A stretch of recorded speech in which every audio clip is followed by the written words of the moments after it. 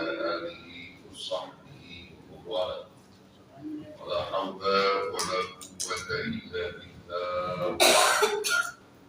قال السائل القائل في كتابه العزيز: سبحانك لا علم لنا إلا ما علمتنا إنك أنت العليم الحكيم.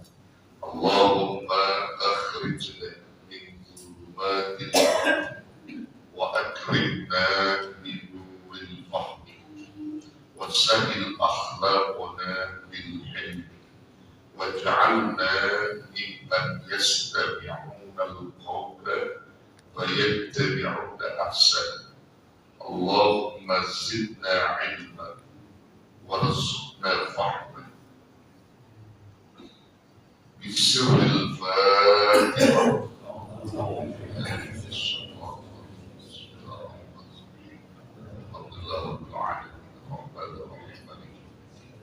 إياك نعبد وإياك نستعين اهدنا الصراط المستقيم صراط الذين أنعمت عليهم غير المغضوب عليهم ولا الضالين آمين. رب اغفر لنا ولوالدينا. Bapak Ibu saudara-saudara jamaah majelis dzikir taklim, sebuah gabungan yang saya hormati dan muliakan.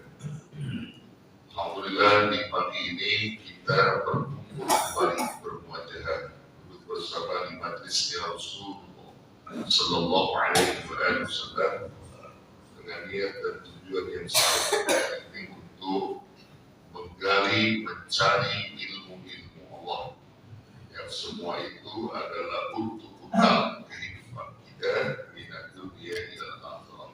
Mudah-mudahan apa yang kita lihatkan pagi ini menjadi wasilah penghubung kebaikan kita terhadap Allah, bahkan menjadi wasilah turunnya berkah untuk kita. Jadi di pagi perdana pada Ramadan kita buka lagi, dan setelah ini buka terus kajian taklim kita. Ini sebagai kajian perdana di bulan suci Ramadan pada Ramadan, ya selepas kita menjalankan ibadah Ramadan. Pintu-pintu rahmat terbuka kembali, ya. Jadi majlis ilmu itu adalah majlis di mana pintu rahmat itu dibuka. Jadi kalau di satu kampung tidak ada majlis ilmu, berarti tertutup rahmat Allah. Ya, makanya kalau pada Ramadan habis kita tutup sementara, dan pakai lama-lamain. Orang yang lama-lama buka taklim, dia nggak mau dapetin rahmat, ya, nggak mau dapetin rahmat dari Allah. Nah, karena itu orang-orang yang beriman selepas Ramadan mereka fokus membaca Al-Quran, fokus mereka qiyamul lail, fokus beribadah Ramadan, berpuasa. Lalu lepas dari itu mereka mulai lagi mencari ilmu Allah. Jadi ketika pada Ramadan mereka bersilaturahim, mereka membuka tali kasih kepada orang tua, keluarga, kerabat, guru. Saya itu gak lama dari itu mereka buka kembali. Itu namanya orang yang beriman, yang gak melama-lamakan. Jangan ada pikiran begini, asalnya juga belum beres, terakhir bersawal baru buka lagi. Salah yang begitu. Orang yang ngomong begitu keliru kalau kata Maulid biasa. Ya, orang pintu rahmat mau dibuka, mungkin bentar aja sawalnya belum beres. Ada yang begitu ngomong. Ada banyak yang pada ngomong itu ada ngerti yang begitu. Ya, ada ngerti. Setelah dia bersilaturahim kepada guru-gurunya, maka mulai mereka mensikapi kapan pintu rahmat tadi kita buka, biar kita dapat berkah. Kita bersyukur kepada Allah. Setelah Ramadan kita berjuang beribadah kepada Allah, menjalin hubungan bagus kita kepada Allah dan juga kepada sesama manusia. Maka lepas Ramadan kita beraktivitas kembali sesuai dengan apa yang menjadi keinginan Allah dan Rasul ini. Ya, terus kita gali ilmu Allah dan terus kita wujudkan amalia-amalia yang diperintahkan Allah dan Rasul ini.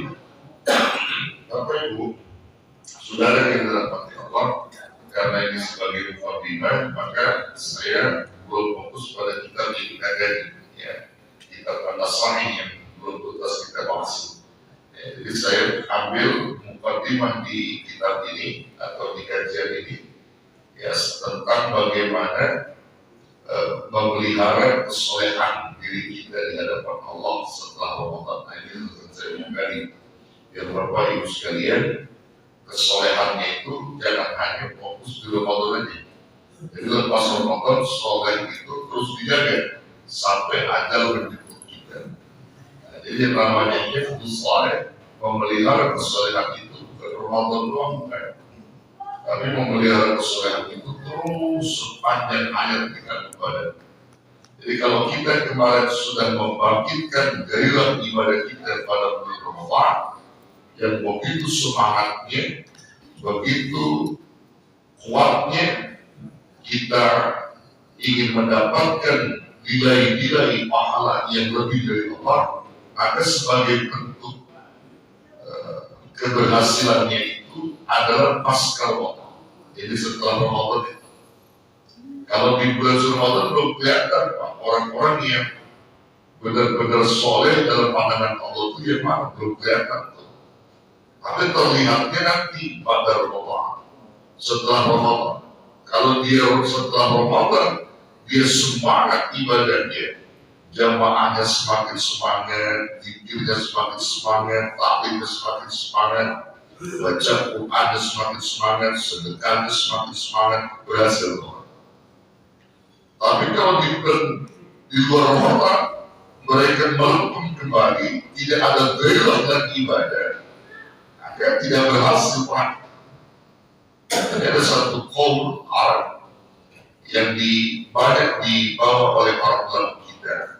Menyebutkan kun Rabbaniyah wala takun Ramadaniyah. Jadilah kamu hamba-hamba Allah, hamba Rabbani, yang kalau kita taat kepada Allah tidak melihat kondisi waktu, tempat, bulan. Selagi kita menjadi hamba Allah, di mana saja kita kudu ibadah, kita kudu taat. Jangan jadi hamba Ramadan yang getol taatnya Ramadan doang, betul? Jadi getol hamba taat Ramadan doang, sholat berjamaah, wah getol deh, baca Qurannya, bahkan sedekahnya bagus. Tapi begitu lepas Ramadan, udah hilang. Itu namanya hamba yang hanya ngejar taat di bulan Ramadan. Nah, kita gak mau jadi hamba yang begitu. Kita pengen hamba Allah yang ketika kita taat di mana saja, kapan saja, sepanjang hayat dengan berbadan, di situ ada ketaatan. Ini yang perlu, ya, yang perlu diwujudkan oleh kita. Saudara yang dirahmati Allah. Jadi tugas kita sekarang memelihara kesolehan yang telah kita bangun di bulan suci Ramadan agar Allah tetap ridho dengan kita. Jagain kesolehan kita, baik kesolehan sosial kita maupun kesolehan individual kita. Kesolehan sosial kita yang sudah kita bangun sedemikian rupa di bulan Ramadan, jagain. Pelihara bagaimana kita bertutur kata sama orang, bagaimana kita memegang emosi, itu semua sosial yang tidak merugikan orang lain. Bagaimana kita mengeluarkan harta kita di jalan Allah untuk fakir miskin, anak yatim, fisabilillah, itu mesti kita jaga. Baik di kala senangnya kita, susahnya kita, itu semua menyangkut kesolehan sosial yang disebutkan Allah di dalam Quran surah Al-Imran. Ya, 133, 134. Ya, surah Al-Imran, Allah menyebutkan keberhasilan atau yang menjadi ciri orang-orang yang soleh, orang-orang yang takwa, dia mampu mewujudkan kesolehan sosialnya di dalam hidup mereka. Mana itu cirinya? Orang-orang soleh yang diakui kesolehannya, orang-orang takwa yang diakui ketakwaannya. Maka Allah menyebut yang pertama, adanya soleh sosial dalam diri mereka. Alladzina yunfiquna bis-sarra'i wad-dharra.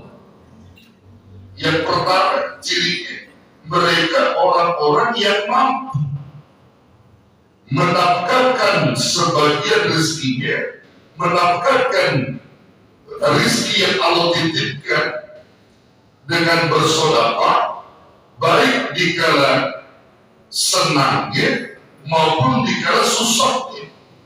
Bisarra'i wad-dharra, suruh gembira senang. Di waktu dia senang, dia mampu mewujudkan hartanya di jalan Allah. Wad-dharra, di waktu dia susah, dia juga mampu mewujudkan hartanya di jalan Allah. Kalau bicara orang senang, orang kaya, sedekah, pantas, betul. Emang udah seharusnya. Tapi bagaimana kalau kita susah, duit kita udah sedikit, misalnya begitu, tapi masih mampu juga kita mewujudkan sedekah. Nah, itu cirinya. Sedekah di waktu senang bagus, di waktu susah paling bagus. Apakah bisa orang-orang susah bersedekah? Bisa. Yang namanya sedekah bukan hanya ruang lingkup harta saja, tapi berpikir positif juga sedekah, berbicara baik sama orang juga sedekah, senyum juga sedekah. Apalagi orang kaya, duitnya banyak, senyumnya bagus, sedekahnya bagus, ya, ngomong sama orang bagus, cakep. Orang-orang susah, nggak punya harta, bagaimana untuk sedekahnya? Dan pikirannya positif aja dan orang usudon sama orang sedekah. Kalau ngomong bagus sama orang sedekah, dia senyum sama orang sedekah. Itu ciri keberhasilan kesolehan seseorang yang dibangun di bulan suci Ramadan. Setelah itu cirinya, wal kadhibina al-ghaidha, dia mampu wal kadhibina al-ghaidha, menekan emosi, menekan amarahnya. Jangan sampai orang lain terluka dengan emosinya. Itu juga sosial. Kesolehan sosial, kalau dia barbar, maksudnya barbar itu gejolak emosi ini tertumpah, orang lain bisa terdapat oleh dia, orang lain bisa tersakiti dengan emosi. Tapi dia mampu jaga. Kalau ini keluar lisan yang gak mau berkata kotor pada orang lain, ya, itu termasuk kesolehan sosial. Ciri ketakwaan, keberhasilan orang yang dibangun atau dibina Allah di bulan Ramadan. Nah, ciri yang ketiga, kesolehan sosial itu apa? Wal 'afina 'anil nas. Dia memaafkan kesalahan manusia.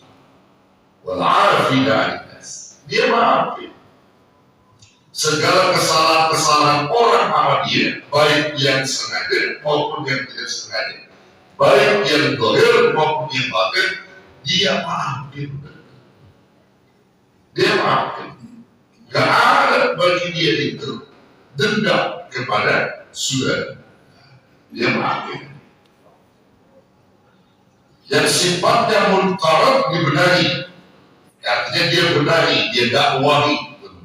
Itu juga termasuk kategori kesolehan.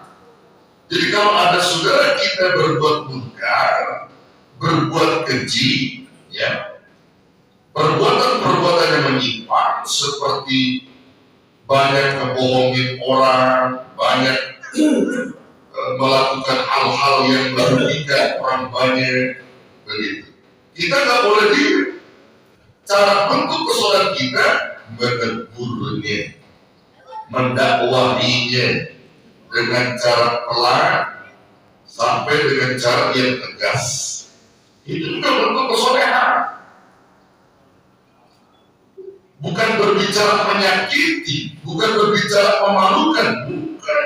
Tapi berbicara untuk membenahi kesalahan saudara kita, kesalahan orang lain yang dibuat oleh mereka yang dapat merugikan diri mereka juga diri orang lain. Maka kita mesti tegakkan yang namanya amar ma'ruf nahi munkar. Itu juga bentuk kesolehan saudara. Kalau afina alinas tentu kita maafin, tapi kesalahannya jangan berlarut-larut. Pembualannya jangan sampai melibatkan orang lain. Ya, kebohongannya jangan sampai merugikan orang lain setelah kita. Maka perlu kita benahi. Kalau kita nggak benahi dengan cara kesolehan kita dengan dia, maka terus menerus beranak pinak kebohongan ini akan terjadi begitu. Misal ada orang memasukkan ijazah, jangan diam aja.